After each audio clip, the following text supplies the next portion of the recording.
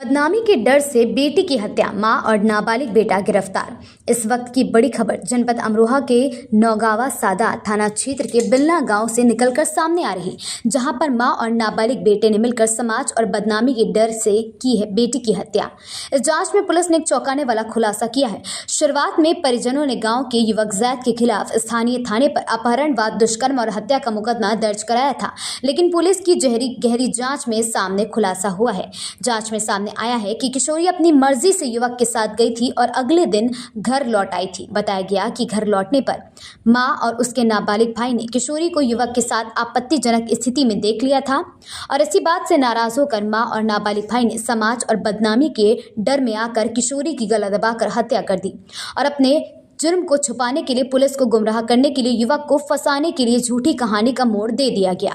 इसी बीच जब पुलिस का शक गहरा हुआ तो पुलिस की कड़ी पूछताछ में मां तथा उसके नाबालिग बेटे ने अपना जुर्म कबूल कर लिया। इसके बाद पुलिस ने मां और नाबालिग बेटे को गिरफ्तार कर लिया। उसके साथ साथ युवक जैद के खिलाफ दुष्कर्म और पॉक्सो एक्ट के तहत कार्रवाई की गई।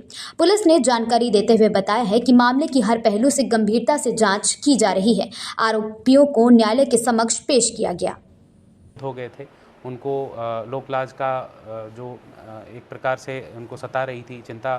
और सुबह जब लड़की का पिता वो राजमिस्त्री का काम करता है और जब वो अपनी मजदूरी पर चला गया था, उसके बाद ने लड़की के नाबालिग भाई और उसकी माता ने मिलकर उसका गला दबाकर उसकी हत्या कर दी और उसको आत्महत्या का रूप देने के लिए उन्होंने उसके गले में चुन्नी लपेटना और इस तरीके से उन्होंने शो किया कि जैसे उसने खुद आत्महत्या की हो और आत्महत्या करने के बाद में उसका शव उन्होंने उतार लिया हो।